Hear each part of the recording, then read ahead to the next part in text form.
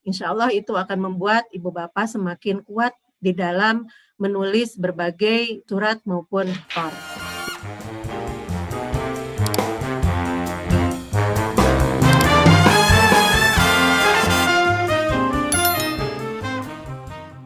Selanjutnya, sesi yang kedua telah hadir bersama kita narasumber yang akan menyampaikan tentang penulisan dinas dan tor. Sepertinya terdapat peserta yang ingin belajar tentang penulisan dinas dan tor. Tadi di chat Zoom mengatakan dari pelatihan ini ingin belajar tentang penulisan dinas dan tor. Oleh karena itu, kita sapa terlebih dahulu narasumber yang akan mengisi tentang penulisan dinas dan tor. Selamat siang Ibu Eli. Selamat siang Ibu Harsi. Apa kabar Ibu Eli? Alhamdulillah baik. Apa kabar juga buat semuanya? Baik. Alhamdulillah baik Ibu. Sudah siap menyampaikan materi tentang penulisan dinas dan tor Ibu? Apakah suara saya jelas? Karena saya mendengar suara dari Ibu Harsi agak terputus ya, dan di saya memang tertulis ada tulisan unstable. Kalau dari saya terdengar jelas Ibu. Ada jelas Ibu. Jelas ya? Bagaimana dengan pesertanya? Iya, kalau dari saya jelas Ibu. Jelas Bu, jelas. Jelas ya. Jelas Ibu. Kasih. Dari peserta yang lain juga sudah menyatakan bahwa dapat terdengar dengan jelas. Baik, langsung saja. Karena narasumber telah hadir dan Bapak Ibu juga sudah siap mengikuti workshop tentang penulisan dinas dan tor. Untuk sesi ini akan terbagi menjadi dua bagian. Bagian yang pertama adalah penulisan dinas, di mana narasumber akan memaparkan secara interaktif. Jadi kepada Bapak Ibu bisa langsung berdiskusi, bertanya jawab, atau berbagi pengalaman kepada Ibu Eli. Kemudian nanti akan dilanjutkan di bagian kedua tentang tor, di mana narasumber akan memaparkan terlebih dahulu materi, kemudian akan dilanjutkan dengan sesi tanya jawab seperti itu. Kepada Ibu Eli, kami persilakan untuk memaparkan materi tentang penulisan dinas dan tor. Assalamualaikum warahmatullahi wabarakatuh. Ibu Bapak semuanya, selamat pagi. Salam sejahtera buat kita semua. Terima kasih atas kehadirannya. Ada 33 orang yang hadir pada sesi ini. Ya, ini alhamdulillah ini kali kedua saya bisa bertemu dengan Ibu Bapak walaupun masih melalui Zoom ya, aplikasi Zoom gitu. Mudah-mudahan ada kesempatan yang lain kita bisa bertemu secara tatap muka ya. Ya, sudah disampaikan oleh Ibu Harsi tadi bahwa pada materi sekarang kita akan mempelajari tentang penulisan surat dinas dan tor. Ya, nah mengenai surat dinas ini sebetulnya masing-masing kementerian ataupun instansi atau lembaga yang lain sudah punya acuannya sendiri-sendiri gitu ya, sudah punya acuan gitu, dan acuan itu adalah menjadi sumber atau menjadi rujukan utama bagi Ibu Bapak di dalam menulis surat dinas gitu. Saya kemarin sudah mendapatkan dari Bappenas ya, dari Pak Karyoto, terima kasih Pak Karyoto, saya meminta beberapa surat juga maksudnya karena ini bentuknya adalah semacam latihan atau workshop atau tadi disebut dengan kata Ibu Pitoloka Karya gitu ya. Jadi bukan seminar yang Ibu hanya mendengarkan gitu ya, lantas saya berbicara gitu, tapi kita akan sama-sama belajar dan sama-sama berdiskusi gitu. Nah, beberapa contoh atau beberapa materi yang terkait dengan surat dinas ini itu saya ambil dari berbagai sumber, baik secara umum gitu yang digunakan di lembaga-lembaga sore gitu. Jadi memang beberapa informasi baru saya dapat tadi pagi.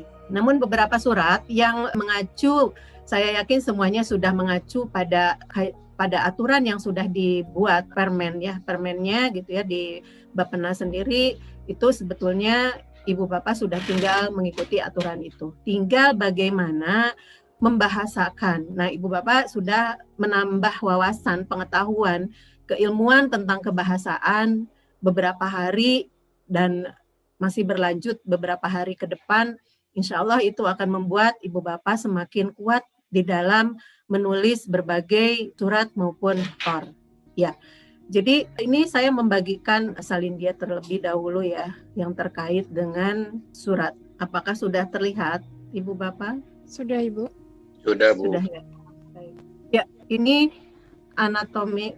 Belum sampai ke sini, saya menjelaskan dulu tentang apa itu surat dinas, dan saya sampaikan bahwa saya menyampaikan baik secara umum maupun surat dinas yang khusus dikeluarkan oleh pihak Bappenas ya, atau Kementerian PPN. Nah, ini kalau kita memahami apa yang disebut dengan surat dinas secara umum, yaitu surat yang berisi mengenai permasalahan kedinasan yang dibuat oleh suatu pemerintah, swasta, maupun organisasi. Tapi ada juga surat dinas yang dibuat oleh perorangan, misalnya surat izin dan sebagainya. Surat dinas sering juga disebut dengan surat resmi. Nah, karena masuk kategori surat resmi, oleh karena itu di dalam pembuatan surat dinas ada acuannya, baik secara sistematika maupun secara bahasa. Kalau bahasa, karena surat resmi berarti bahasanya formal, bahasanya sesuai dengan kaidah kebahasaan. Beberapa bulan yang lalu saya mengisi materi tentang bahasa baku ya di acara webinar yang diadakan oleh Bappenas. Nah, di sana saya sudah menyampaikan ciri bahasa baku itu seperti apa. Nah, Ibu Bapak tadi sudah mendapatkan materi dari Ibu Upi, tadi apakah boleh menggunakan bahasa asing atau tidak gitu kan. Seberapa besar kebutuhan penggunaan bahasa asing di dalam tulisan. Tetapi di dalam surat menyurat berbeda, mungkin di dalam ketika tatarannya menulis walaupun karya ilmiah, masih saja ada memunculkan bahasa Inggris. Tapi sangat berbeda ketika bahasa itu digunakan di dalam tataran surat gitu ya, surat menyurat, bentuk apapun surat itu. Lalu yang kedua, ini ada pengertian surat dinas yang saya langsung dari Permen yang nomor 4 tahun 2020 ya, PPN, Kementerian PPN atau Bappenas ini. Nah, ini bahwa yang disebut surat dinas itu ialah pelaksanaan tugas pejabat dalam penyampaian informasi kedinasan berupa pemberitahuan, pernyataan, permintaan, atau hal kedinasan lainnya. Jadi bentuknya bermacam-macam gitu. Walaupun misalnya antara yang satu dengan yang lainnya gitu ya ada perbedaan, biasanya hanya aspek istilah saja. Kalau yang saya lihat secara mencolok perbedaan di antara istilah-istilah yang digunakan secara umum dengan yang digunakan oleh Ibu Bapak gitu ya di kementerian, misalnya itu di anatomi surat dinas itu ada beberapa perbedaan, tapi itu hanya istilahnya saja. Tetapi pada umumnya yang terkait dengan isinya atau yang terkait dengan kontennya pada dasarnya adalah sama. Ya, mohon maaf kalau boleh saya tanya, Ibu Bapak yang di sini dalam kesehariannya biasanya memang menulis yang terkait surat dinas atau hal yang lainnya atau tulisan yang lain, Ibu Bapak? Ya, Bu, nulis, Bu. Surat dinas, hal yang lain juga. Surat dinas biasa juga Ibu Bapak kerjakan ya, juga bentuk-bentuk tulisan atau karya ilmiah atau tulisan formal yang lainnya. Ya. Jadi kalau Ibu Bapak sudah terbiasa menulis surat dinas gitu ya, berarti Ibu Bapak sebetulnya sudah terbiasa menulis bahasa-bahasa yang baik dan benar gitu ya, bahasa formal. Karena bagi sebagian orang menulis secara formal atau menggunakan bahasa yang baik dan benar itu dianggap bentuk penulisan yang sulit gitu. Ya, tapi kalau Ibu Bapak sudah membiasakan dengan penulisan surat dinas, itu saya rasa itu Ibu Bapak sudah terbiasa menulis dengan bahasa-bahasa yang formal. Makanya saya tanya apakah Ibu Bapak di sini terkait dengan pekerjaannya memang sangat terkait dengan penulisan kedinasan gitu ya, atau penulisan bentuk-bentuk karya ilmiah yang lain gitunya. Ternyata Ibu Bapak pekerjaan sehari-harinya bersentuhan dengan kedinasan atau surat dinas, pembuatan surat dinas. Nah, ini Ibu Bapak, kalau Ibu Bapak menulis surat dinas yang biasa Ibu Bapak lakukan, saya sudah mendapatkan beberapa contoh dari Pak Karyoto dan saya juga mencoba untuk mengidentifikasi dan menganalisis serta yang mungkin boleh dibilang menyunting ya dari aspek-aspek kebahasaan dan daya kaidah kebahasaan gitu. Jadi nanti Ibu Bapak juga bisa lihat setelah mempelajari bahasa dari beberapa narasumber, Ibu Bapak juga, oh iya berarti saya ada sedikit kesalahan di bagian apa gitu. Nah, contoh-contoh surat dinas itu kalau di Bappenas gitu ya, surat ada yang disebut dengan surat korespondensi Itu ada dua, yaitu yang sifatnya internal dan eksternal gitu. Nah ini, jadi biasanya Ibu Bapak menuliskan apa, kemarin dari Pak Karyoto saya mendapatkan gini, Bu Eli, mereka ingin tahu perbedaan di antara surat yang satu dengan surat yang lain, karena surat yang biasa dibuat itu sebetulnya banyak jenisnya. Nah, tapi apakah itu masuk kategori surat yang mana gitu. Nah, sebetulnya kalau Ibu Bapak mau membuat surat dan mengacu pada permen yang sudah ada, itu semua langkah-langkah itu sudah ada. Gitu ya. Tinggal bagaimana membahasakan, terutama terkait dengan anatomi. Terkait anatominya sudah ada, tinggal Ibu Bapak lebih jeli lagi di dalam membuat surat itu gitu ya. Karena kadang ketika kita menerima surat dari dinas yang lain atau dari tempat yang lain gitu ya, atau dari pemerintahan yang lain gitu ya, kadang kita menjadi terbawa suasana juga, akhirnya mengikuti apa yang mereka tulis gitu. Padahal secara acuan masing-masing sudah memiliki acuannya gitu. Seperti itu. Nah, namun secara umum pada dasarnya sama. Ya. Lalu ada yang eksternal, itu ada nota dinas dan undangan eksternal ya, yang sifatnya keluar. Lalu ada yang disebut dengan surat dinas khusus, yaitu surat kerjasama, surat kuasa, berita acara, surat keterangan, surat pengantar, dan pengumuman. Ada surat penugasan, yaitu berupa surat perintah dan surat tugas. Nah, ini ada yang saya beri tanda merah gitu ya, warna merah di sini. Ada yang disebut dengan surat pernyataan, rekomendasi, dan surat permohonan. Biasa kami lakukan di tempat saya bekerja di kampus gitu ya.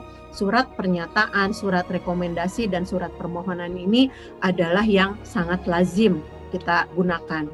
Jadi termasuk misalnya ketika saya mengisi acara di sini misalnya, pasti ada surat yang dikeluarkan oleh pihak Bappenas itu kepada saya untuk dikirimkan atau diteruskan ke pimpinan atau ke rektor gitu ya. Nah, nanti dari rektor kan saya juga akan menerima surat, dan itu kalau saya perhatikan antara surat yang satu dengan yang lain, baik yang dikeluarkan oleh Kementerian Ibu Bapak maupun yang dikeluarkan oleh pihak kami, itu pada dasarnya sama. Nah, ini ya, cuman tadi saya bilang hanya peristilahan saja yang berbeda. Nah, ini biasanya yang membingungkan katanya adalah bagaimana mengawali sebuah tulisan pada surat. Kalau kita bicara tentang aspek kebahasaan, kaitan antara surat dengan aspek kebahasaan, karena kita harus menggunakan bahasa yang formal, bahasa yang baku, bahasa yang sesuai dengan kaidah kebahasaan. Tentu bahasanya juga tidak lewat, tidak multitafsir, tidak bermakna ganda, gitu juga kalimat itu harus kalimat yang efektif. Nah, di sini ada contoh surat undangan. Saya yakin Ibu Bapak juga sudah pernah menuliskan surat undangan yang ditujukan di internal Ibu Bapak atau surat undangan yang ditujukan ke pihak eksternal di luar Kementerian Ibu Bapak. Nah, ini di sini yang saya mencontohkan secara umum bahwa bahasa yang digunakan ketika bentuk suratnya berbeda, tentu pembuka di dalam surat itu juga akan berbeda. Kalau secara sistematika saya lihat sama. Nah, ini seperti ini bentuk penulisannya. Kalau bentuknya berupa undangan, biar jelas langsung dibaca dan langsung diterima atau langsung dipahami oleh penerima surat, lebih baik surat itu tidak bertele-tele, langsung pada sasarannya. Seperti ini contohnya. Nah, ini saya hanya mencontohkan dari aspek isi, tapi anatomi dari kepala surat dan penutupnya dan atau lampiran, tembusan dan sebagainya tidak saya contohkan ya. Nah, ini karena kan yang kemarin kalau saya tidak salah menangkap dari Pak Karyoto itu seperti itu, apa yang membedakan antara surat yang satu dengan surat yang lain. Dengan ini kami mohon kehadiran Bapak, Ibu, Saudara pada hari Kamis tanggal pukul acara. Nah, ini yang hari tanggal pukul acara ini sudah sangat jelas gitu ya bagi orang yang diundang gitu, bahwa saya harus mengikuti acara pada hari pada tanggal sekian, pukul sekian, acaranya apa. Seperti itu. Itu kan yang pertama kali ingin diketahui oleh penerima surat. Tapi bagi si penulis surat tentu saja hal-hal yang lain yang terkait dengan cara penulisan dan sistematika penulisan juga harus diperhatikan. Nah, kita ke sini dulu. Jadi ini mengapa ada surat, misalnya ada penulisan Bapak, Ibu, Saudara, apakah itu dianggap berlebih atau lewat? Tidak. Nah, ini tentu ada dua hal. Kalau kita menyebutkan orang yang kita undang itu dalam jumlah banyak yang terdiri dari bapak, ibu, saudara dan kita tidak tahu pasti. Nah, itu kita memang harus menggunakan secara kesantunan berbahasa menggunakan bapak, ibu, saudara. Tetapi kalau yang kita undang itu misalnya pemateri sudah jelas orangnya, misalnya perempuan misalnya, berarti cukup dengan ini kami mohon kehadiran ibu atau kehadiran bapak atau kehadiran saudara. Jadi tidak menyebutkan semuanya. Itu sebetulnya dari aspek kebahasaan dan dari pemilihan katanya yang membedakan antara surat yang satu dengan surat yang lain seperti itu. Nah, ini lalu mengapa apakah ini pada harus titik dua gitu kan, itu yang biasa menjadi pertanyaan gitu ya dari orang-orang yang menulis surat apakah pada titik dua lalu hari tanggal pukul acara, karena saya sering melihat hal yang seperti itu. Kita bicara tentang bahwa ini adalah kalimatnya sebetulnya terus berurut sampai ke bawah, jadi tidak ditulis tidak perlu dengan titik dua, langsung pada hari tanggal pukul acara. Kalau kita mengacu pada kaidah kebahasaan bahwa setiap tanda baca yang kita gunakan seperti koma atau titik koma itu kan seharusnya tidak berjarak ya, harus menempel pada kata yang mengikutinya. Namun dalam menulis surat ada yang terkait dengan estetika atau keindahan. Jadi yang ini yang saya maksudkan, ini ya titik dua ini dia diratakan antara yang di atas sampai ke bawahnya. Tidak ada yang di sini, tidak ada yang di sini, tidak ada yang di sini, dan seperti itu. Jadi di dalam menulis surat selain aspek kebahasaan ada aspek estetika atau keindahan yang harus diketahui juga oleh para penulis suratnya. Nah, ini kalau yang lain-lainnya Ibu Bapak pasti sudah memahami ya. Lalu ada surat pengantar. Surat pengantar itu lebih sederhana, yaitu untuk mengantarkan sesuatu atau seseorang. Saya tidak mendapatkan contohnya yang surat pengantar ini. Nah, ini karena hanya mengantarkan, seperti halnya kata pengantar yang hanya mengantarkan, surat ini cukup seperti ini. Bersama ini kami kirimkan, misalnya Ibu Bapak mau mengirimkan apa, mau disebutkan apa yang dikirimkannya, diperjelas kalau berbentuk misalnya ada yang dilampirkan, bentuk lampirannya apa, kalau berbentuk buku atau berbentuk naskah atau berbentuk yang lainnya. Nah, ini harus dijelaskan di sini. Atas perhatian Ibu kami ucapkan terima kasih, karena misalnya kita sudah tahu bahwa yang menerima itu adalah A, seorang perempuan, ibu. Jadi kata yang diambil adalah pilihan atau kata ganti orang yang diambilnya adalah cukup dengan tidak menyebutkan ibu atau bapak atau saudara. Jadi langsung atas perhatian Ibu kami ucapkan terima kasih. Nah, ini kami karena kita mengatasnamakan suatu lembaga atau karena kita mengatasnamakan suatu instansi. Dan ini juga terkait dengan kesantunan dalam berbahasa, Ibu Bapak. Mungkin sampai di sini ada yang beda tidak dengan surat yang Ibu Bapak biasa buat di tempat Ibu Bapak. Dari yang beberapa yang barusan saya sampaikan itu Ibu Bapak. Apakah misalnya apakah surat dari yang Ibu Bapak itu lebih kompleks misalnya, atau memang sama halnya seperti ini, baik dari cara penulisan gitu. Jadi saya lebih pada aspek kalimat yang harus digunakan dan bagaimana bahasa yang digunakan.